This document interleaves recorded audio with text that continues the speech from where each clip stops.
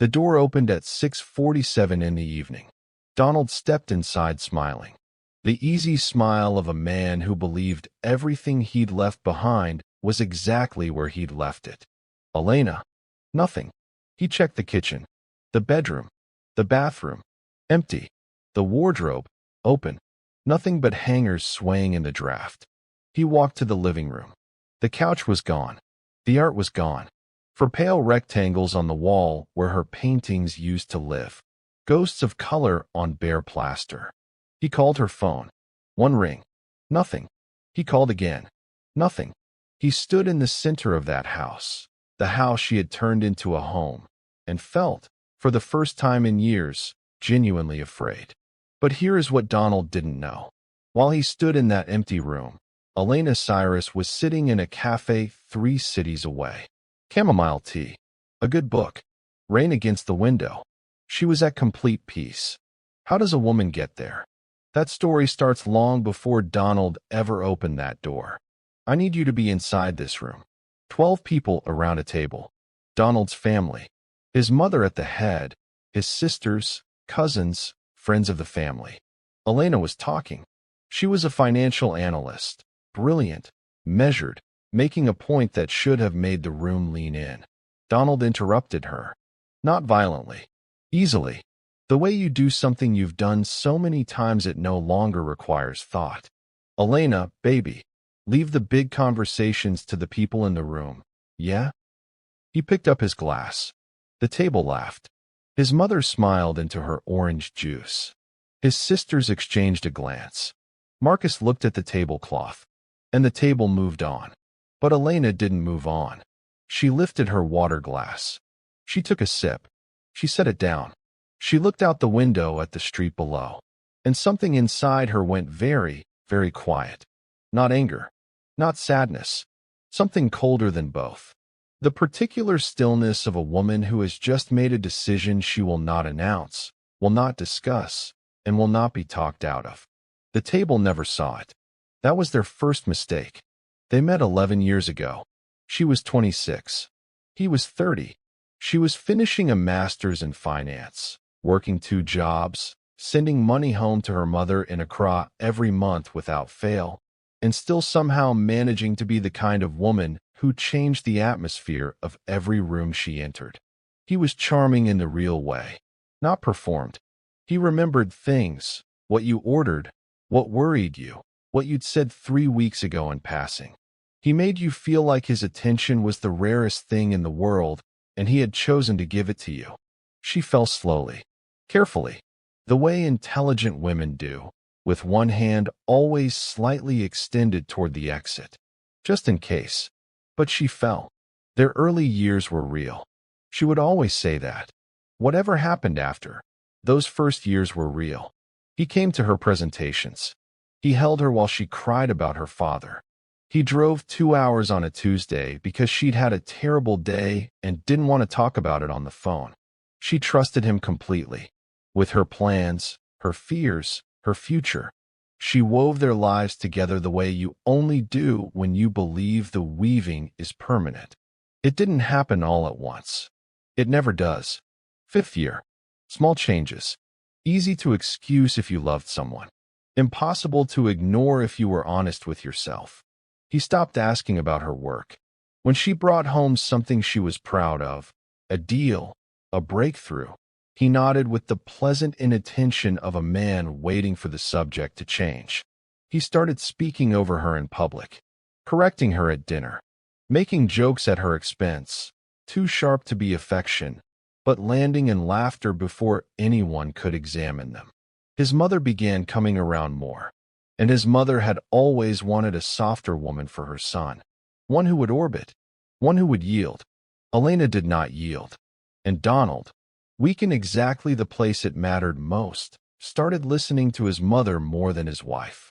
He began, slowly, to shrink Elena, in ways too subtle to name in a single argument, in ways too consistent to be accidental. She noticed. She always noticed. But she loved him. And love makes you adjust your vision. Love makes you hold on even when your hands are bleeding. So she held on. 3 more years. while he spent them on someone else. She wasn't supposed to be home. Migraine. Her assistant called the car. She came home quietly, no text ahead, just a woman who needed her dark bedroom and her silence. She opened the door. She heard his voice. He was in the kitchen. She could hear him, but not see him. His voice was low, tuned for an audience of one. "I know, baby. 2 more weeks, and we'll have the whole weekend. I'll take you to that place you liked." She didn't move. She has no idea. Elena's always in her own world. She wouldn't notice if the ceiling fell in. He laughed. That laugh, warm, private, given to someone else, was the sound of her marriage ending. She stood in the hallway. 1 second. 2. 10. 10 full seconds without breathing, without moving, without making a sound. Then she turned around. She walked to the front door. She opened it. She stepped out. She closed it behind her, gently, so the latch made no sound. She stood on her porch and looked at the sky. Her hands were shaking. She looked at them, watched them tremble, and then she folded them flat and held them still by force of will alone. She walked to her car. She sat inside. She did not cry. She began to plan. That's how long Elena sat in her own driveway, engine running for the white noise and the cold air, while her husband finished his phone call inside the house she had built into a home. She looked at the garden, at the rose bush along the left side of the path, the one she'd planted the spring after they moved in, the one that came back every year without tending. She looked at it for a long time, and slowly, in the silence of that car, the part of her that loved Donald began releasing him. Not with violence. The way you release something you've been holding so long, your hands, when they finally open, barely feel it go. The hurt was enormous. But underneath it, rising through it the way cold water rises through warm, was clarity. The kind that arrives when something you've been trying not to know finally confirms itself. It removed all the versions, all the maybes, all the negotiations you make with yourself when you love someone and want to keep loving them, and replaced all of it with one quiet sentence. It's over. She already knew what she was going to do. She drove to a cafe, ordered chamomile tea, and she made a list. She did not confront him that evening. She came home after dark. He was on the couch.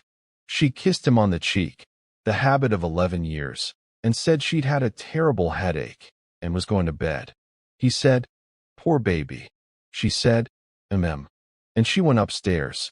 For 6 weeks, Elena Cyrus lived 2 lives simultaneously.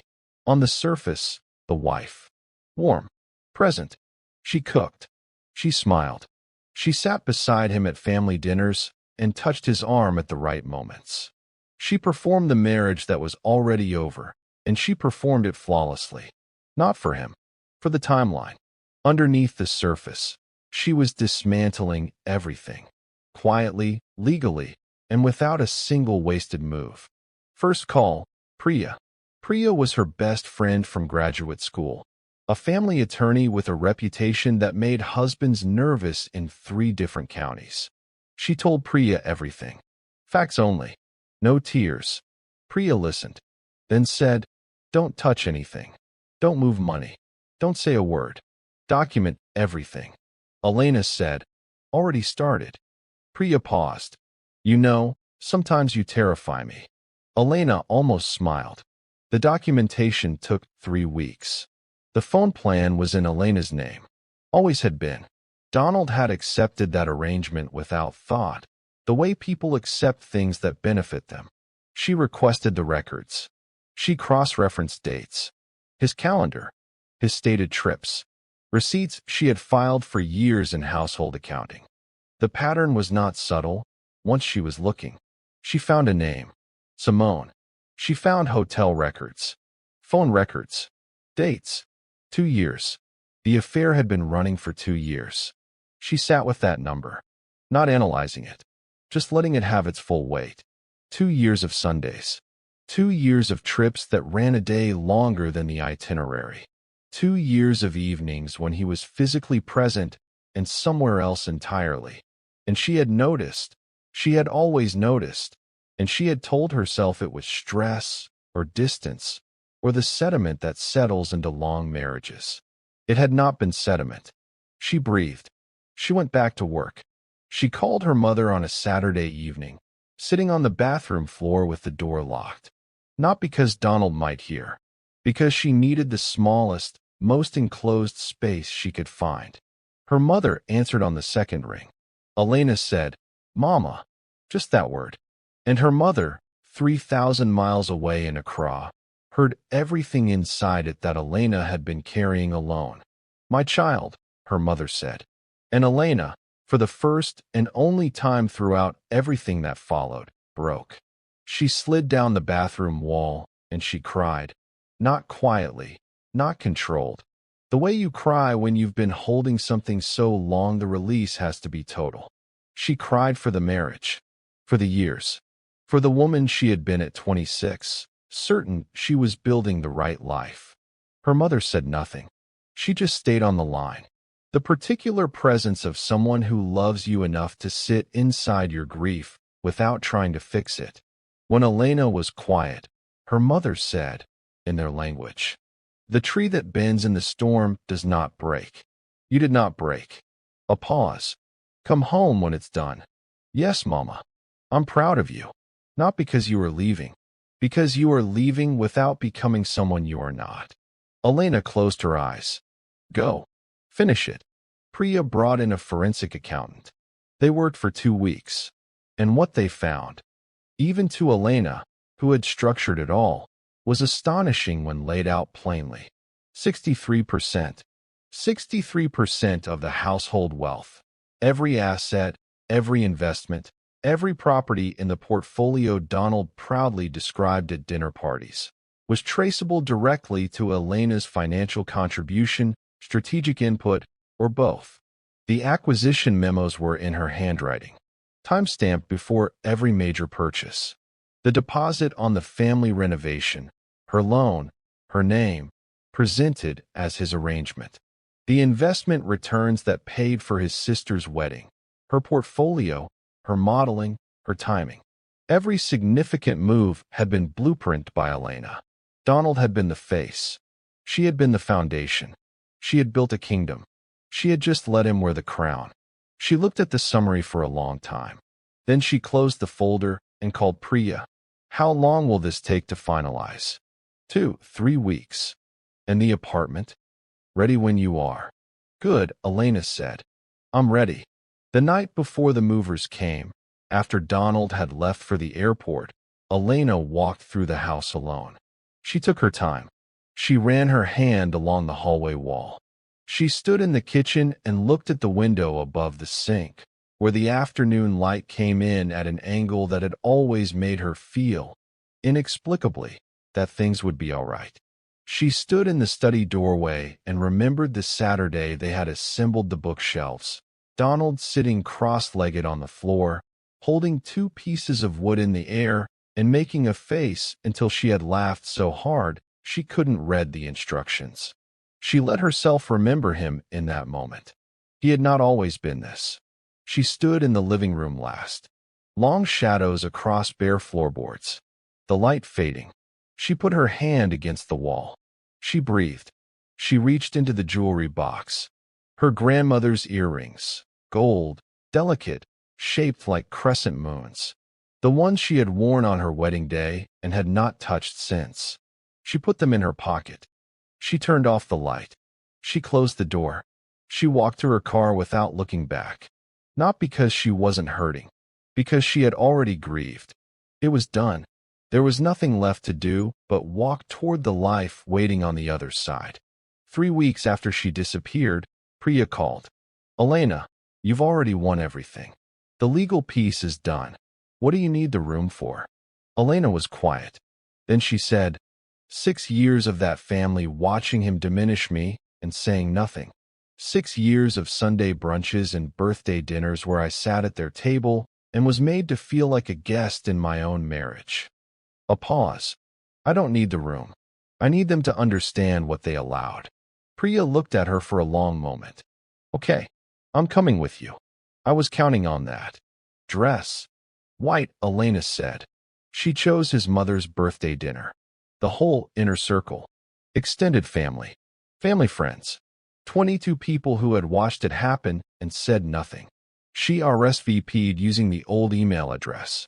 Told no one she was coming. She arrived 12 minutes late. Late enough that everyone was seated and comfortable. Early enough that her arrival would be a disruption. Timed the way Elena timed everything. They walked in together. Elena and Priya. Side by side. The room registered them in waves. First the people near the door, a cousin turning, then stilling, then nudging the person beside him. Then a ripple through the room. Conversation after conversation, until all 22 faces had turned and the room had gone completely quiet. Elena stood in the entrance for just a moment. She was wearing white. Simple, fitted. No jewelry except the crescent moon earrings at her ears. Her grandmother's gold, barely catching the light. She walked in. Donald saw her the moment she stepped through the door. His face moved through 5 expressions in less than 3 seconds. Relief, confusion, something almost like hope. And then, arriving beneath all of those, like cold current under warm water. Fear. He stood up. Elena. Sit down, Donald. Said pleasantly, with a small smile. With the ease of a woman not asking. He sat down. The room was watching. Every single person. His mother looked at Elena with that gaze, the one that had measured and found lacking every time. We weren't expecting you. Elena looked at her. I know. That's rather the theme, isn't it? She pulled out the chair directly across from Donald. She sat. And then Elena did something nobody expected. She ate dinner. For 40 minutes, she was warm. Gracious. She asked after a cousin's new baby, genuinely, with specific interest. She listened to a story about a kitchen renovation and gave the right responses. She laughed, once, at something actually funny. She was present. She was composed. But she spoke to everyone except Donald. This, she had understood, was its own devastation. Not the confrontation. The waiting. The knowledge that she had something, and he didn't know when she was going to use it. Across the table, Donald was coming apart. She could see it without looking directly at him. The fork moving food without purpose. The shoulders carrying a tension she could feel from 6 feet away. He checked his phone twice. She did not acknowledge it. She let it go for 40 minutes. And then his mother, during dessert, in the settled warmth of the gathering, looked at Elena with the smile of magnanimity from a woman who believes she is being generous. It's good to see you here making the effort. Marriage takes work, and a woman who understands that is a valuable thing. The table murmured in agreement. Elena set down her dessert fork. The sound it made, small, precise, was enormous in the quiet. Elena looked at Donald's mother. 3 seconds of silence. 4. The entire room tilted toward what was coming. She said, I think it's time I shared something with everyone. Since we're all family. She reached into her bag. She placed a manila folder on the table. The sound of it landing, soft, flat, paper-bound, was the loudest thing in the room. She opened it. This is a financial summary. 11 years of contributions I have made. Not just to my household. To this family. She turned a page. The deposit on your property renovation, Patricia. A loan I personally guaranteed in 2019, presented here as Donald's arrangement. Patricia stiffened. She looked at Donald. Donald looked at the table. The portfolio that funded Irene's wedding. I structured it. I modeled every return. She turned another page. The real estate holdings Donald presents as his portfolio. The acquisition strategy for every significant property purchase. In my handwriting, timestamped before each purchase. I can provide copies. The silence in the room was a different kind of silence now. Not uncertainty. Understanding. The silence of 22 people who understood exactly what was happening and did not know how to find themselves inside it. Donald's mother had set down her fork. His elder sister had her hand pressed flat against the tablecloth. Marcus was staring at a fixed point on the wall. Elena looked at the last page. "There is one more thing," she said. "The reason I left," Elena said, "which I believe everyone here has been wondering about." The room was so quiet you could hear breathing. "Donald has been in a relationship with another woman for approximately 2 years. Her name is Simone. The hotel records and phone records, all obtained legally, all documented, reflect a pattern beginning 2 years ago." She found the page. She read it without expression. She has no idea. Elena's always in her own world. She wouldn't notice if the ceiling fell in. She set the paper down. The silence that followed was the longest silence yet. Long enough that one person shifted in their seat at the far end of the table, just slightly, and the sound of it was like something dropped in an empty cathedral. Donald's mother had gone pale. His younger sister was staring at her water glass. Marcus had closed his eyes. Elena looked at Donald. Fully, completely. She let him see her. All of her, everything she was, and everything he had dismissed, and her expression was not anger. It was something much harder to defend against than anger. It was goodbye. Into the silence, she said. "I noticed. Quietly. Without performance. I always noticed everything." She closed the folder. She placed it back in her bag. She looked at Donald's mother. "At a brunch 8 months ago, you told me to leave the big conversations to the people in the room." She stood up, smoothed her dress. "I hope this qualified." She picked up her bag. She nodded to Priya. They walked out. The room behind them was completely silent. He followed her, almost running. Tie loosened. Every layer of composure the dinner had required, gone. "Elena, Elena, please. I can explain." She stopped. She turned around. She looked at him. He said, "I made a mistake. A terrible mistake, and I know. Elena, please, just let me." "Donald." He stopped. "I'm not angry," she said. He opened his mouth, closed it. That was clearly not what he had prepared for. "I was," she said. "In a bathroom. On a phone call with my mother. In our driveway. I was very angry. And then very sad. And then something I can't name. But not angry anymore." "I love you," he said. She let that sit in the air between them. "I know you believe that," she said. "We can fix this." 11 years, Elena.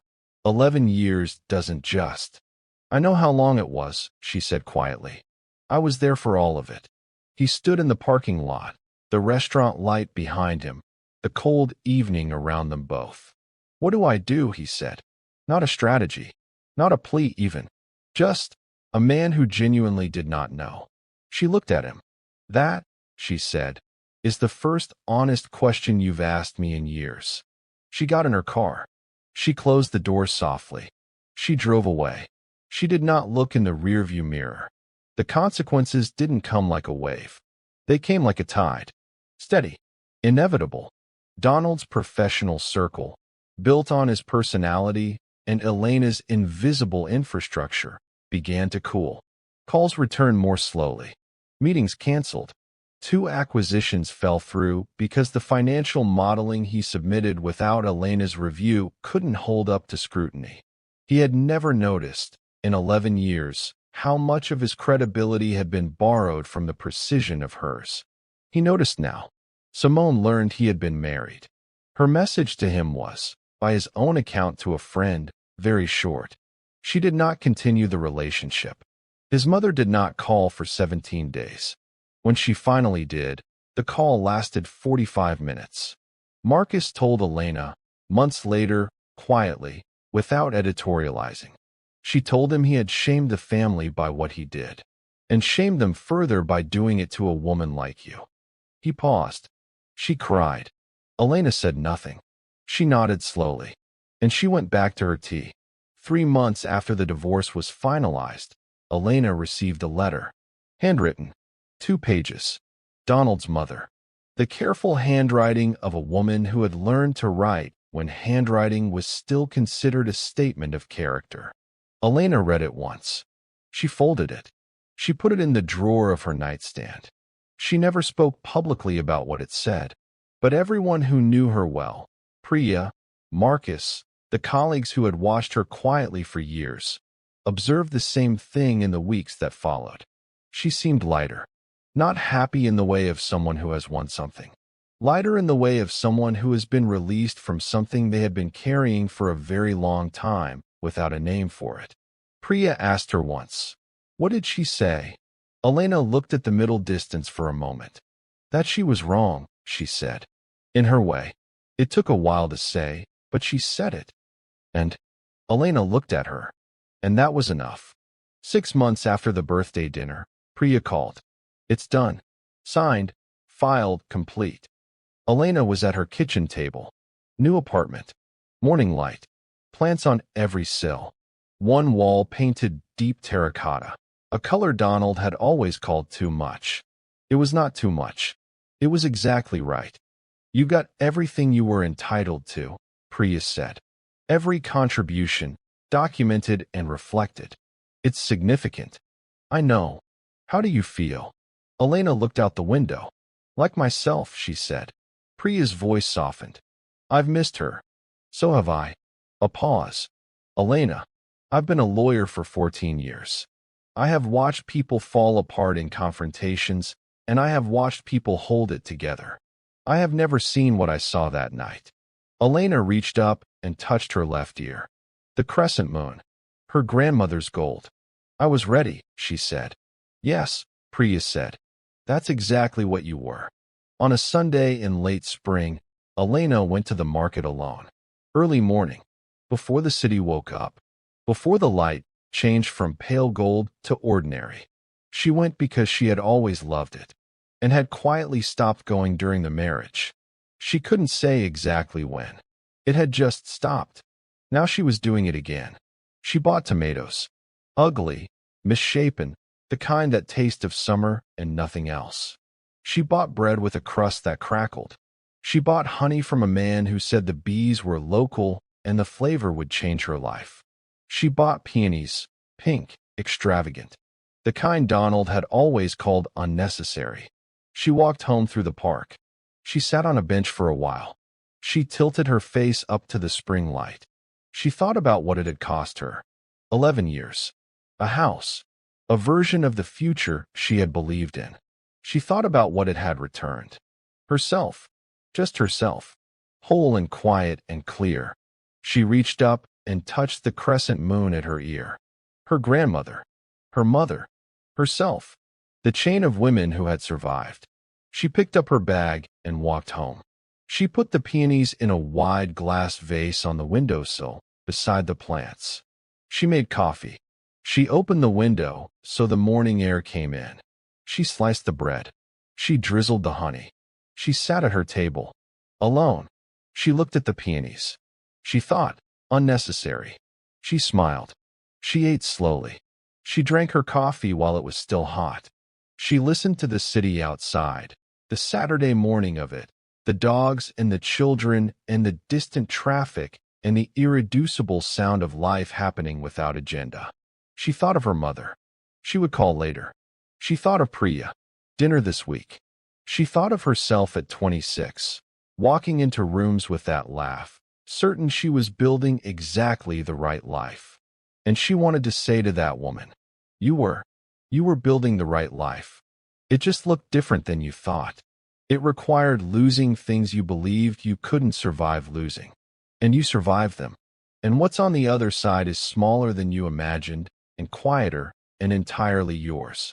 She ate alone on a Sunday morning, in her own light, in her own home.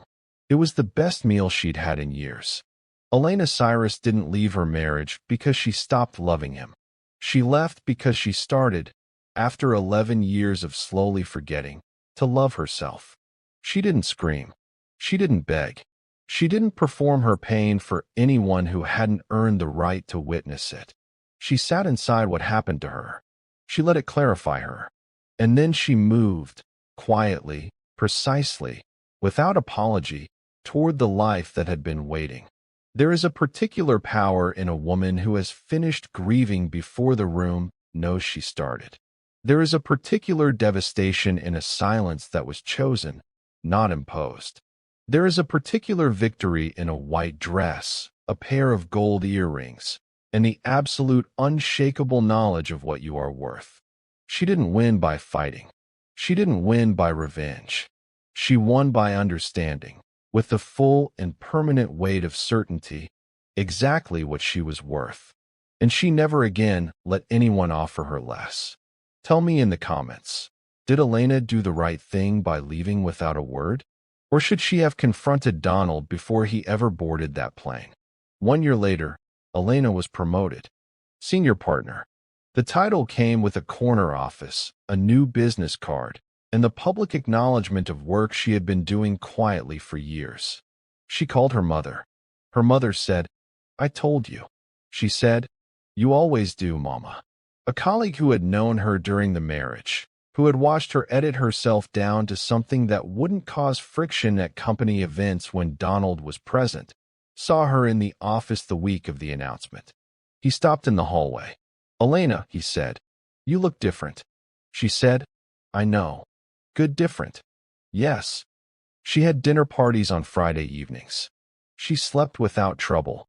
She worked without the particular exhaustion of performing a smaller version of herself. She planted things on her windowsill that Donald would have called clutter. She kept the terracotta wall. She wore the crescent moons on days that required courage, which turned out to be most days, and which turned out, also, not to require nearly as much courage as they once had. Because courage is a muscle, and Elena Cyrus had been building hers for 11 years. She just hadn't known what she was building it for. Now she did. Here is the thing about Elena's story that stays with you. She didn't disappear because she was broken. She disappeared because she was done. There is a difference, and it is everything. Broken women run. Done women plan. Broken women leave in tears. Done women leave in white dresses with their grandmother's earrings in their ears, and a folder full of everything you thought they didn't know. Elena didn't take revenge. She took her life back. Every single piece of it. And she rebuilt it. Not bigger, not louder, just completely, undeniably, permanently hers. If this story found you today, and some part of it felt familiar, stay. Because you are not done yet. And when you are ready to be, you will know exactly what to do. Share this if someone needs to hear it. Subscribe, because every week we tell the stories that stay with you long after the screen goes dark.